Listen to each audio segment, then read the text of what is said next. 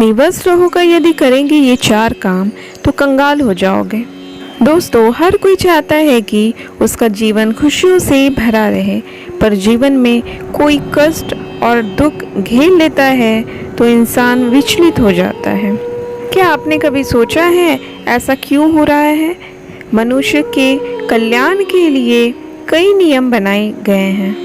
अगर इंसान इसका पालन करे तो सुख, समृद्धि और शांति बनी रहती है। इसके अंतर्गत व्यक्ति के खान पान से लेकर कपड़े पहनने और रहन सहन को लेकर कई सारे नियमों का जिक्र किया गया है। इसी क्रम में एक ऐसी बातें बताई गई हैं कि कुछ काम नग्न अवस्था में नहीं करना चाहिए, क्योंकि इसका जीवन में बहुत गलत प्रभाव पड़ता है। तो आइए मिलकर जानते हैं कि वो कौन कौन से काम हैं जिसको हमें नग्न अवस्था में नहीं करना चाहिए। इसे पूरी तरह से वर्जित बताया गया है। नमस्कार और स्वागत है आप सबका मेरे चैनल में। दोस्तों, विष्णु पुराण में मनुष्य के जीवन से लेकर कई नियम बताए गए हैं। इसके खान पान से लेकर वस्त्र कैसे पहने, ये सब नियम शामिल हैं। इसी धार्मिक ग्रंथ में यह भी बताया गया है कि कुछ काम ऐसे होते हैं जिन्हें निवस्त्र होकर करना धार्मिक दृष्टि से गलत बताया गया है, और ऐसा करके आप भी पाप की भागीदारी बन सकते हैं। दोस्तों, सबसे पहले हम जानते हैं कि निवस्त्र होकर स्नान करना चाहिए कि नहीं। अगर करते हैं तो इसका क्या प्रभाव पड़ता है। विष्णु पुराण के अनुसार व्यक्ति को पूरी तरह निवस्त्र होकर स्नान नहीं करना चाहिए। जब भी आप स्नान करें तो कम से कम एक छोटा सा कपड़ा ही सही आपके शरीर पर होना ही चाहिए। दोस्तों, हिंदू मान्यताओं में जल को देवता की संज्ञा दी गई है। पूरी तरह निवस्त्र होकर स्नान करना पूरी तरह जल देवता का अपमान बताया गया है। या तो हम सब जानते हैं कि जल हमारे जीवन के लिए कितना महत्वपूर्ण है। इंसान का जल के बिना जीवन सोचना लगभग नामुमकिन है। जल है तो ही जीवन है। इसलिए जल देवता को अगर आप प्रसन्न रखना चाहते हैं तो गलती से भी निवस्त्र होकर स्नान ना करें। दोस्तों, अगला है निवस्त्र होकर सोना चाहिए कि नहीं, या जो सोते हैं उन पर क्या प्रभाव पड़ता है। आइए जानते हैं। दोस्तों, बहुत सारे लोग बिना कपड़ों के सोना ही पसंद करते हैं। उनको ऐसा सोने में बहुत ही अच्छा लगता है।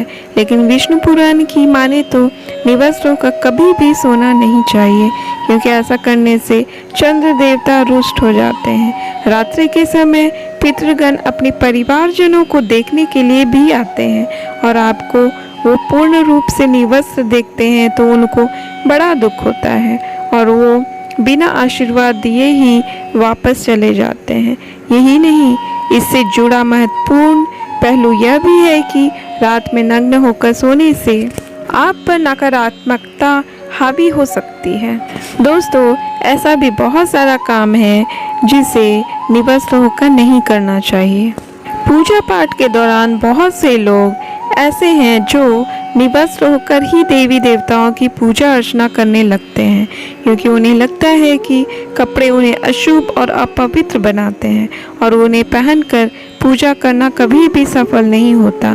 परंतु कपड़े ना पहनकर आपको पूजा का कोई शुभ फल नहीं मिलता, बल्कि आपको पाप का भागीदारी बनाता है। यह सत्य है कि पूजा या यज्ञ के दौरान बिना सिले हुए वस्त्र धारण करने का विधान है, और ऐसा इसलिए है क्योंकि सिलाई जो है वह संसारिक मोह माया और बंधन का प्रतीक है। हम यह कैसे भूल सकते हैं कि भगवान की पूजा हर बंधन से अलग होकर करनी चाहिए। यहाँ और एक विशेष बात का ध्यान रखना चाहिए कि पूजा करते समय किसी भी चमड़े से जुड़ी चीज़ों को धारण ना करें। आचमन के दौरान निवस्त्र ना रहें। दोस्तों, आचमन का अर्थ होता है जल पीना।